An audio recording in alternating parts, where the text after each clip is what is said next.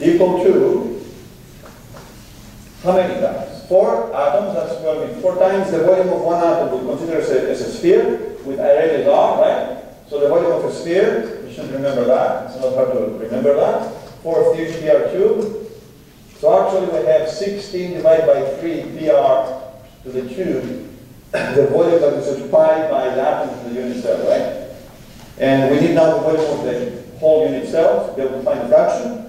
And the volume of the cell at the cube, already you know, is, if it's L is the edge, right? It's going to be L to the 2, right? It's a tube with edge L. So the fraction now, then, fraction occupied by single atoms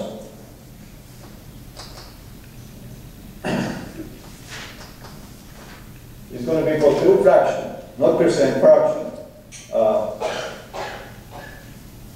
Is going to be the volume of the occupied by the atoms, which is going to be 16 divided by 3 PR to the 2 divided by L to the 2.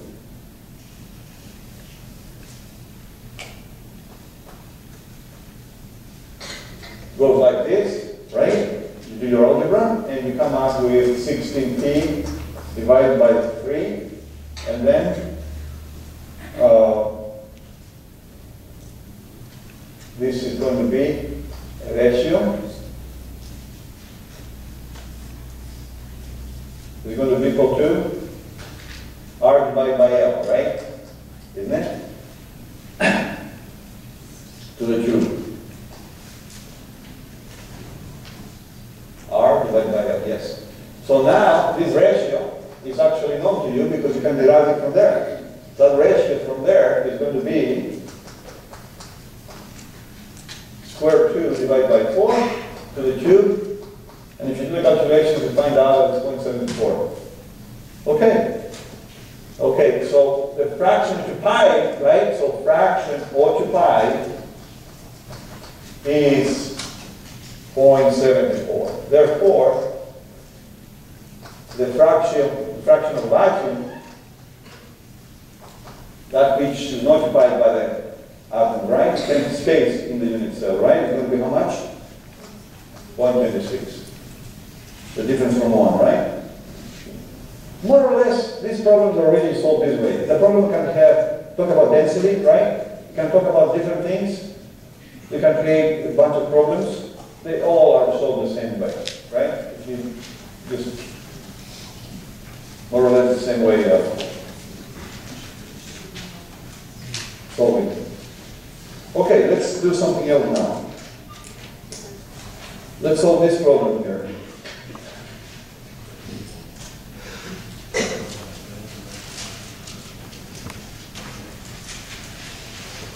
That's telling us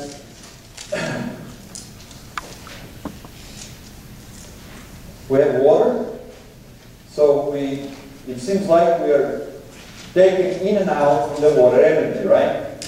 Sometimes we give energy to the water, sometimes we take energy away from the water, and we do it in different ways. Sometimes in the form of heat, sometimes in the form of work, and we need to put down correctly in every step the symbols, right? The signs, in reference to what happens to the energy of the system, the water, right? It goes up, plus, it goes down, minus. And then we should make an energy level diagram, right? Let's go from the other side, so these people will not. Should I go there? Is it okay? Are you watching? Okay, so I don't want to forget this. To be relaxed, you need to do self-service, believe it or not. Just you start from a tiny thing every day. He said, I want to do it. So he's videotaping now for the sake of the one that we can make it tonight. And he's going to try, hopefully it will be successful. He's going to try tonight to put on YouTube, cut it into pieces. That will take probably an hour, 2 hours for him to do it. And he's sitting there, he's not taking notes, he's videotaping. He offered himself to do it. You should offer to do something else for somebody else. It doesn't have to be for the class or the teacher or somebody else. Find somebody else to do something out of no reward and see what will happen in your life. Something is going to change. Your grades are going to change. You'll be more happy. Trust the teacher about what he tells you. So, okay, so let's see now. First step, right? First step. What is energy in the form of what? Heat or water? The first step is energy in the form of heat. So it's going to be 2. How much? 2 joules. And what happens to the energy of the system? It goes up or down? So it's going to be plus, right? So plus. Energy is given to the system in the form of heat, so it's going to be Q plus 2J. How about second step? Second step is going to be in the form of work. And that's going to be also plus or minus? Plus, right? And then we have the third step. And that's going to be 3 joules, and what in the form of? In the form of heat, right? According to what we've said before, and that's going to be minus or plus? Minus. So these are the 3 steps, really. In each step we have these things. And then we need to find out what is the total internal energy change of the system, right? So according to the first law of thermodynamics, the change of the internal energy, delta U, is going to be equal to, you remember? We like to use this way. And these 2 and W can be many. It doesn't have to be 2, right? It can be a number of them. In this case, you can see we have 3, not 2. Okay, so in this case, delta U of the system, of water in another word, right? The system is our water, right? Yeah. Is going to be equal to plus or minus 2. So all the joules, how many joules do we have? Plus 2 joules, right? Then minus 3 joules. So all this is joules. Where's the joules? There, plus and minus. In parentheses, otherwise we'll make a mistake. Always use parentheses. Plus, parentheses, plus or minus W. How many W do we have? 1. What is it? Plus 1 joule. Plus 1 joules. Use parentheses, it will make a mistake, right? So you will make a mistake. So what do we see the total is here? 0. 0 joules. What does 0 joules means? Because delta U is equal to U final by definition minus U initial. And this is 0. From here, you have the internal energy of the final of the system at the final state is equal to the internal energy of the system in the initial state. UF is equal to UI.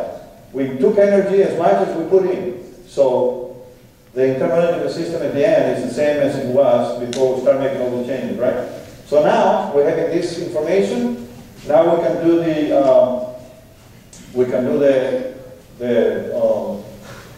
energy level diagram, right? So here is the energy level diagram then.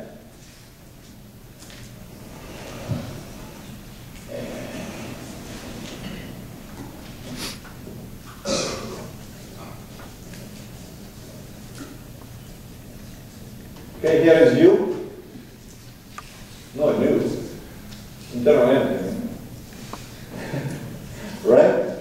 Okay, we start absolute values. No one knows absolute values. No one in the world knows the absolute values of these properties, right? So we only care about relative values. So if we say that here we have the initial value of internal energy, somewhere here, right there, that level, then the first step was how much? Plus 2 joules, that was 2. And it goes to this energy level. And then we have another addition of energy, that's half of the flat one, so that arrow should be half height, and that will be W. plus 1 joules. And when it reaches that state, right, from here to there, and then to there, and then what happens? Then we take away 3 joules, which is all this distance. So actually it's going to go on the same level. From here, it's going to go all the way down there, which actually will be then 2 minus 3 joules is going to be actually the U final. So U initial and U final is in the same line. Actually nothing happened to the internal energy system. As much as you put in, so much you took out. So from initial state, this kind of internal energy, you still have the same internal energy when you finish these steps, right?